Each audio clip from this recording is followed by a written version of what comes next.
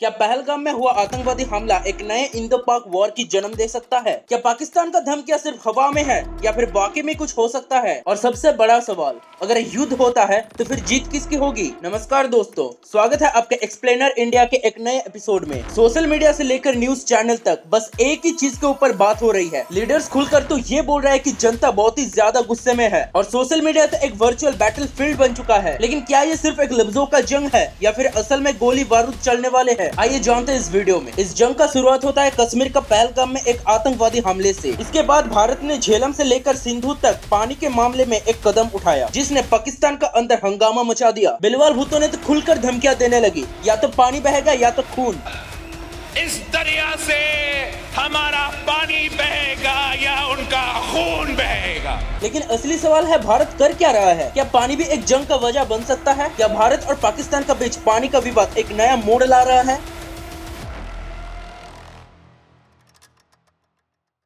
1960 में भारत और पाकिस्तान के बीच एक एग्रीमेंट साइन हुआ था, सिंधु जल संधि, और इस समझौते का मीडिएटर था वर्ल्ड बैंक। और ये संधि डिसाइड करती है कि दोनों देश कौन कौन सी नदियों का पानी यूज करेंगे। और इस ट्रीटी का तहत नदियों का बंटवारा किया गया। रवि, ब्यास और सुतलेज नदियां भारत को मिली, जबकि सिंधु, चेनाब और झेलम मिले पाकिस्तान को। लेकिन यहाँ पर एक इम्पोर्टेंट क्लॉज ये था कि भारत पाकिस्तान का पानी को लिमिटेड स्केल पर यूज कर सकता है, बिजली उत्पादन, इरिगेशन और कुछ डेवलपमेंटल प्रोजेक्ट्स के लिए। लेकिन भारत पानी का फ्लो रोक नहीं सकता था। सब कुछ ठीक था, लेकिन फिर हुआ पहलगाम में आतंकवादी हमला और इसके बाद भारत अपना रूप बदला, खास तौर पे पानी के मामले में। इंडिया ने कहा, अगर पाकिस्तान अपना आतंकवाद रोकने में सीरियस नहीं है तो भारत भी अपना पानी का हक का फुल यूज करेगा। और इसके तुरंत बाद भारत ने अपना हाइड्रो पावर प्रोजेक्ट्स में अपना तेज काम शुरू कर दिया। बहुत सारे नए नए डैम्स और इरिगेशन प्रोजेक्ट्स अनाउंस हुए, जिससे कि भारत उस पानी का फुल यूज कर सके जिसका ऊपर ट्रीटी के अनुसार उसका फुल हक है। और भारत का ये कहना है कि हम सिर्फ वही पानी यूज कर रहे हैं जो कि ट्रीटी में लिखा गया है। लेकिन पाकिस्तान को इस बात से तकलीफ है। उनका ये कहना है कि भारत इस काम को एग्रेसिवली कर रहा है। पाकिस्तान को इस बात का डर है कि भारत कहीं इस पानी को रोक ना ले। और उधर सोशल मीडिया में तो ये चल रहा है कि भारत इस पानी को एक वेपन की तरह यूज कर रहा है। लेकिन सच बात तो ये है कि भारत ने अब तक इस ट्रीटी का एक भी क्लॉज को वायलेट नहीं किया। भारत तो सिर्फ पानी को डाइवर्ट कर रहा है इरिगेशन और पावर जनरेशन के लिए, जो कि उसका लीगल राइट है। इसका मतलब ये नहीं कि भारत युद्ध चाहता है। ये सिर्फ एक प्रोपेगेंडा से ज्यादा और कुछ नहीं, नथिंग एल्स। पानी तो बस एक नेचुरल रिसोर्स है, लेकिन जियोपॉलिटिक्स में ये भी एक स्ट्रेटेजिक वेपन बन चुका है। वैसे आपको क्या लगता है, पानी के इस खेल में भारत सही है या फिर पाकिस्तान? कमेंट में जरूर लिखिए। अब चलते हैं असली जंग की तरफ। वैसे आपको क्या लगता है, क्या पाकिस्तान के पास जंग छेड़ने की कैपेसिटी है? असल में तो पाकिस्तान की इकोनॉमी इस वक्त बिल्कुल बर्बाद हो चुकी है। IMF, जो कि इंटरनेशनल मॉनेटरी फंड के सहारे चल रही है पाकिस्तान, उसका फॉरेन रिजर्व भी दिन ब दिन खत्म होता जा रहा है। बस इतना ही नहीं, नया आर्म्स खरीदने का पैसा तक नहीं है उनके पास। उसके फाइटर जेट्स भी पार्ट्स के बिना खड़े हैं। मिसाइल प्रोग्राम पुराने टेक्नोलॉजी पर अटका हुआ है। तो अब पाकिस्तान के पास बस एक ही सहारा बचा हुआ है, और जो कि है न्यूक्लियर वेपन्स। लेकिन दोस्तों, दुनिया भर में न्यूक्लियर वेपन का इस्तेमाल एक अंतिम कदम माना जाता है। अगर पाकिस्तान पहला न्यूक्लियर अटैक करता है तो अमेरिका, रशिया, चाइना कोई भी उसका साथ नहीं देगा, बल्कि सब उसके खिलाफ हो जाएंगे। इसलिए पाकिस्तान तो सिर्फ धमकी दे सकता है,